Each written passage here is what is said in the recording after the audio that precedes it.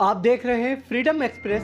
मैं हूं अंसरुल बारी। चुनावी यात्रा में इस वक्त हम रामपुर में हैं। रामपुर की जो हॉट सीट यानी 37 नंबर की जो सीट है वो काफ़ी हॉट मानी जाती है, क्योंकि ये एक ऐसी ये कहा जा सकता है कि आज़म खान साहब जो यहाँ पर पिछले 45 साल से रामपुर की राजनीति की दशा और दिशा को एक तरह से तय करते आए हैं। लेकिन इस बार तस्वीर थोड़ी बदली भी दिख रही है, क्योंकि भारतीय जनता पार्टी ने एक तरह से ये कहा जा सकता है कि वकील और साथ ही साथ ऐसे व्यक्ति को अपना चेहरा बनाया है जो कहीं ना कहीं आज अगर आज़म खान साहब जेल में बैठे हैं तो उस व्यक्ति की वजह से है, और यही वजह है कि भारतीय जनता पार्टी ने ऐसे व्यक्ति पर जो है दांव लगाया है। तो आज हमारे साथ आकाश सक्सेना साहब, यानी जिनको हनी साहब के तौर पर जाना जाता है, वो हमारे साथ मौजूद है। हनी जी से हम खुद बात करते हैं कितनी बड़ी चुनौती है, क्या है उनके मुद्दे,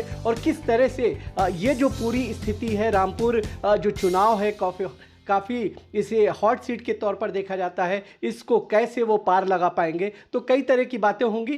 वो खुद हमारे साथ मौजूद हैं। बहुत बहुत स्वागत है आपका। धन्यवाद। हनी जी, हम आपसे ये समझना चाहेंगे कि आखिर आप चुनावी मैदान में जा रहे हैं, क्या कुछ मुद्दे हैं आपके? ये रामपुर में एक बहुत अलग तरीके का मुद्दा है। उत्तर प्रदेश की राजनीति से बिल्कुल अलग चलता है रामपुर का जो माहौल है, रामपुर का मुद्दा। यहाँ सबसे बड़ी बात यह है कि आज़म ने 45 साल रामपुर की जनता को गलत तरीके से अपना चेहरा, जो असली चेहरा था, वो छुपाकर राजनीति की।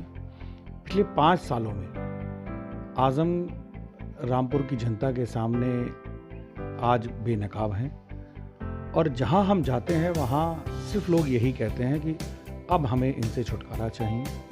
यही हमारा लोगों को बताना भी होता है कि इस तरीके से आज जिस तरीके से भारतीय जनता पार्टी का पूरे उत्तर प्रदेश में जो माहौल है, रामपुर में भी ऐसा ही है, और रामपुर में ईश्वर के आशीर्वाद से ऐतिहासिक जीत दर्ज कराने जा रहे हैं। अच्छा, आपने आज़म खान साहब को जेल भिजवाया है, कितना आपको रिलैक्सेशन फील हो? देखिए, मैं कौन होता हूँ जेल भिजवाने वाला? न्यायपालिका ने जेल भेजा है, और आज़म के जिस तरीके से कृत्य जो रामपुर की जनता पर किए गए थे उसकी सज़ा मिल रही है। तो रामपुर की जनता ने जेल भेजा है, न्यायपालिका ने जेल भेजा है, और उनके जो कर्म है उन्होंने जेल भेजा है। अच्छा, रामपुर को घूम घूम कर जो हमने देखा, जो समझा, हमें ये समझ में आया कि रामपुर कहीं ना कहीं बहुत ज़्यादा रोज़गार के मामले में बहुत ज़्यादा पीछे है, शिक्षा के मैदान में बहुत ज़्यादा पीछे है। साथ ही साथ हमने लोगों से बातचीत की तो कहीं ना कहीं महंगाई को लेकर के वो काफ़ी परेशान नज़र आए। आपका क्या रोड मैप है इसको? देखिए, रामपुर एक ज़माने में उत्तर प्रदेश के बाद दूसरे स्थान पर आता था इंडस्ट्रीज़ के मामले में।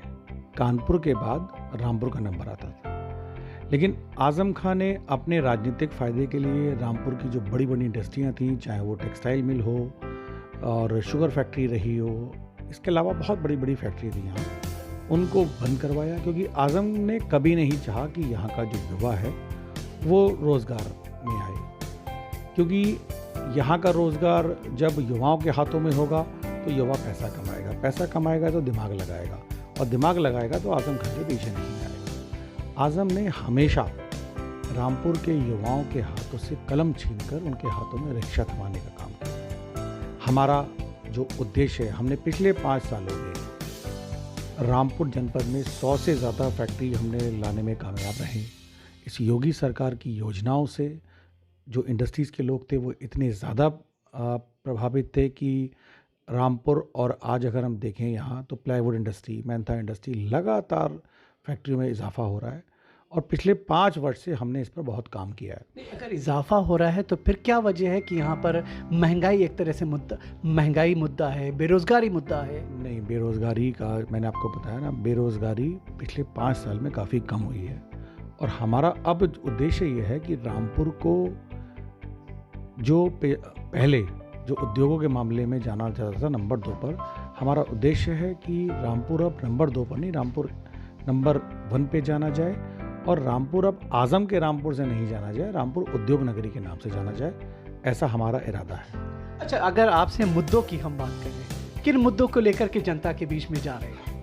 देखिए, रामपुर में सबसे बड़ा मुद्दा ये है कि आज रामपुर में बच्चा आज़म मुक्त रामपुर चाहता है, आतंकवाद मुक्त रामपुर चाहता है, भय मुक्त रामपुर चाहता है। जिस तरीके से पिछले 5 साल में योगी सरकार की वजह से जो सुरक्षा लोग यहाँ महसूस करते हैं, उसी को कंटिन्यू चाहता है। तो सबसे बड़ा मुद्दा यहाँ सुरक्षा का है, और वो जिस तरीके से हमारी इस 5 साल की सरकार में हर आदमी अपने आप को, चाहे हिंदू हो चाहे मुसलमान हो, सुरक्षित समझता है, यही वो माहौल चाहता है, और उस माहौल को हम लाने में कामयाब रहेंगे। अच्छा, वकालत करते करते अचानक आपको मेन स्ट्रीम की राजनीति में आने का मौका मिल रहा है, कितना अलग आपको दिख रहा है? देखिए, पहले मैं बता दूं, लोग ये कहते हैं, इन्होंने मुझे वकील कहना शुरू कर दिया। मैं वकील नहीं हूँ।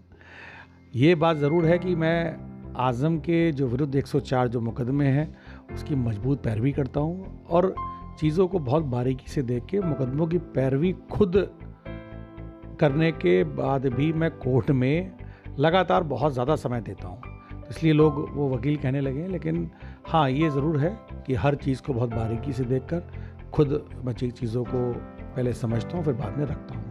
आज़म खान, जैसा कि आपने भी बताया कि तकरीबन 45 साल का जो एक रामपुर के इतिहास को देखें तो आज़म खान साहब और उनका जो पूरा परिवार है उसका यहाँ पर दबदबा रहा है। अगर सिर्फ 1996 को हम अगर छोड़ देते हैं तो मुस्तकिल जो है आज़म खान साहब के पास, उनके परिवार के पास ये सीट है। अब चूँकि फ़र्स्ट टाइम आप ख़ुद जो है चुनावी मैदान में, हालांकि आपके परिवार से आपके पिताजी जो है मंत्री रहे हैं, कद्दावर नेताओं में आपके पिताजी का नाम आता रहा है, आपके लिए कितनी बड़ी चुनौती? मुझे ये चुनौती बहुत ज़्यादा बड़ी नहीं लगती, क्योंकि हमने अपने पिताजी के समय से संघर्ष सीखा है और हमेशा संघर्ष की ही राजनीति की है।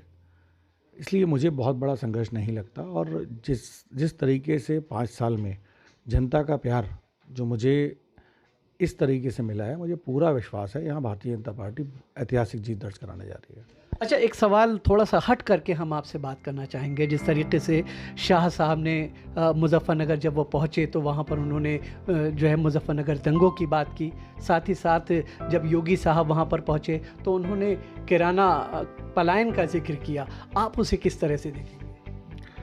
देखिए, मैं सिर्फ आपको ये बताना चाहूँगा कि मुजफ्फरनगर के दंगों की साजिश ये रामपुर से रची गई थी। आज़म खान ने सारी साजिश रची थी, और वहाँ के खून के दाग वो आज़म के दामन पर हैं और रहेंगे।